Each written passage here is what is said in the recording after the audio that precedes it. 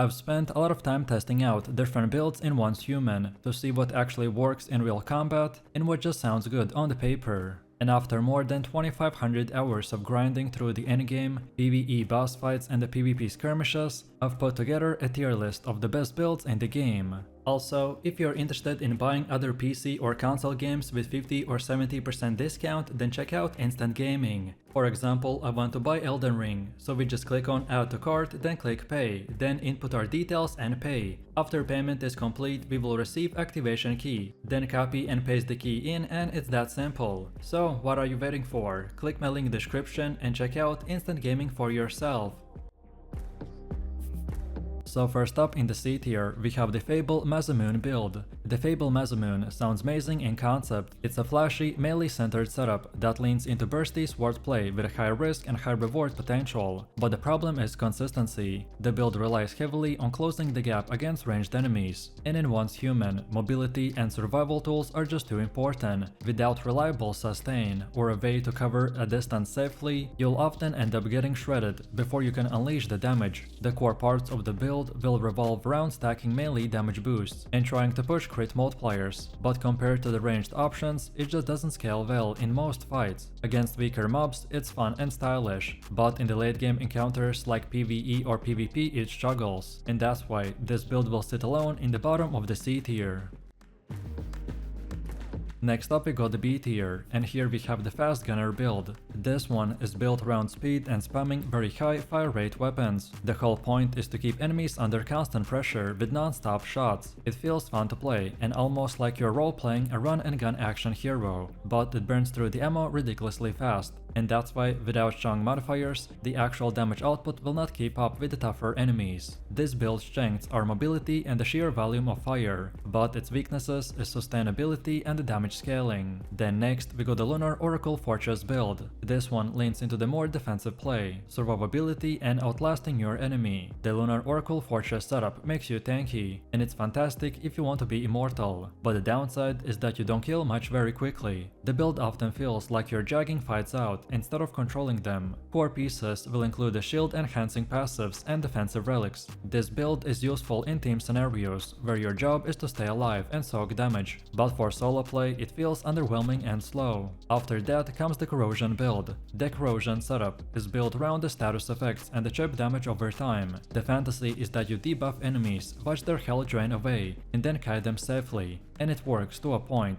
Against trash mobs it feels efficient, but against bosses and tankier enemies, the Corrosion just doesn't scale high enough to matter. Its strength is spreading debuffs across multiple targets and controlling the battlefield, but its weaknesses is the burst damage, as it lacks the ability to close out fights quickly. Then next, there's the Last Valor Shrapnel build. This one is a weird hybrid of melee and survival. The Last Valor build will encourage you to take risks, so deal damage well on low HP, then get rewarded with damage spikes, but risk dying instantly. The Shrapnel modifier will push the crit rates, so when it works you will hit insanely hard, but when it doesn't you just get deleted. The core parts of this build is the health threshold bonuses, crit buffs and melee damage scaling. It's explosive but unreliable, and this inconsistency keeps it out of the higher tiers. And to round out the B tier, we have the Silent Anabasis build. Players who like stealth will enjoy this setup, because it's all about sneaking, setting up ambushes, and staying unseen. When you land a perfect opener, you will feel like an assassin deleting targets. But the problem is that the stealth does not hold up well in the chaos of the endgame fights. Once enemies are aware, your damage plummets, and you're left with a fragile character. Their strengths are single target burst and the style points, while these build's weaknesses is sustain, DPS and survivability. Your overall build will be around the stealth multipliers, crit chance and sneak attack modifiers.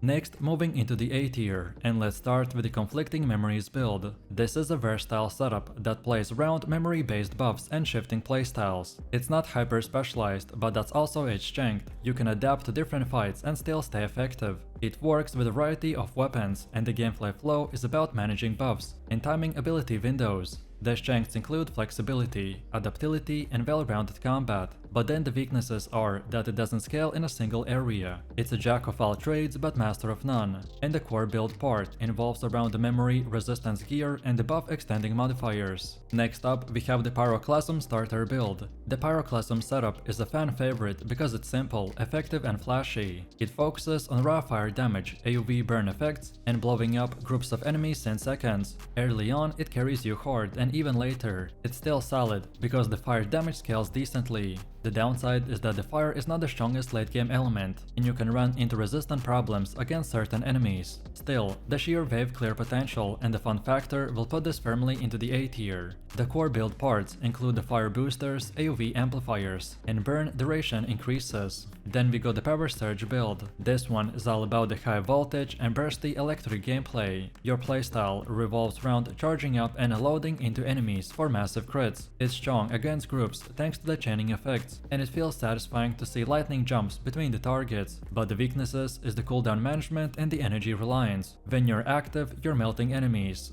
but when you're off cycle, then you feel powerless. The core of this build is the electricity enhancers, crit scaling, and the energy regen. Then next up we have the sniper's bullseye build. Long-range players will love this one. This build is about patience, precision, and deleting targets from afar. The sniper's bullseye is excellent in PvP, or picking off enemies, and solid in PvE, or eliminating dangerous mobs before they even get close. But the downside is mobility. If enemies get too close, then you're in trouble. Also, it requires skill, so you need to land those headshots consistently. And the core part will revolve around the crit multipliers, scope enhancements, and the range damage buffs. Then comes the Autumn Equinox build. This one is unique because it mixes offense and support play. The Autumn Equinox will focus on balance, so dealing enemies while providing utility effects like debuffs or sustain. It's great in teams and even solo, as it feels like a stable choice. Its weaknesses is that it never spikes as hard as the other builds, so you won't do the top DPS charts, but also you won't fall behind. The core is the hybrid gear that mixes damage and support multipliers. Overall, this build's consistency earns it a safe spot in the A tier. Up next is the Critical Pulse Power Surge build.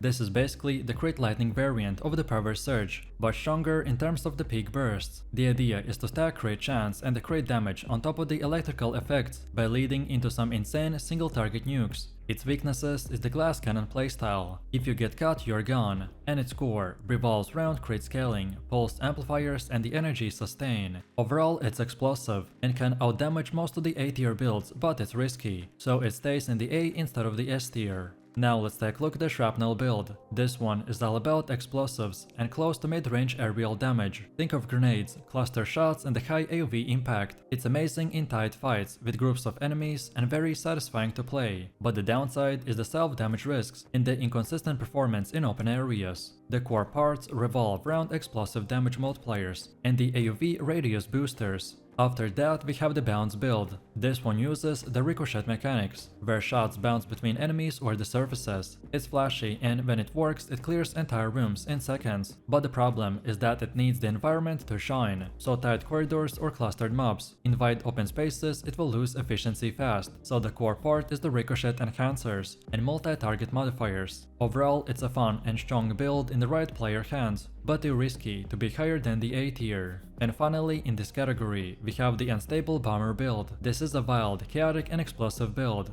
It maximizes raw AoV burst with little regard for self-preservation. In practice, you deal massive damage, but often put yourself in danger. It's great for quick clears, but terrible for precision fights.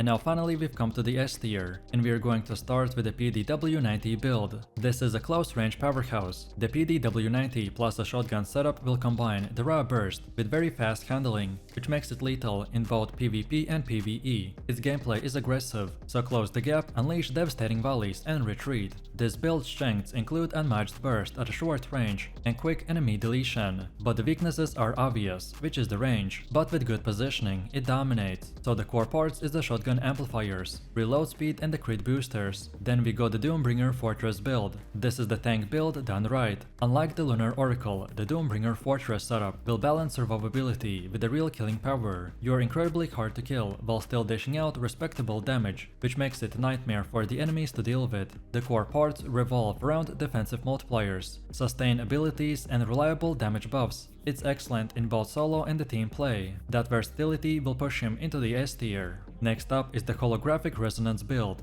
This one is one of the flashiest and most effective endgame builds. The Holographic Resonance is all about illusions, projection and overwhelming enemies with multiplicative damage sources. The build feels complex but incredibly rewarding when mastered. Its strength is the high sustained DPS with tricky survivability, since enemies will struggle to track you down. The weaknesses is the resource intensity. It's not easy to gear, and the core parts will include the holographic amplifiers, resonance boosters and sustain items. Overall, this is easily an S tier monster. After that comes the KVD Boom Boom build. This explosive-oriented build will focus on the raw and high-scale AoE destruction. Unlike Unstable Bomber, the KVD Boom Boom will balance damage with enough survivability to stay alive while blowing up everything in the sight. It clears mobs and chunks bosses, making it reliable across content. The core parts are explosive multipliers, crit scaling and AoE boosters. It feels like the complete explosive build. And finally, to close out the list, we have the SKS, the Frost Vortex build. The Frost Vortex setup is one of the strongest control builds in the game.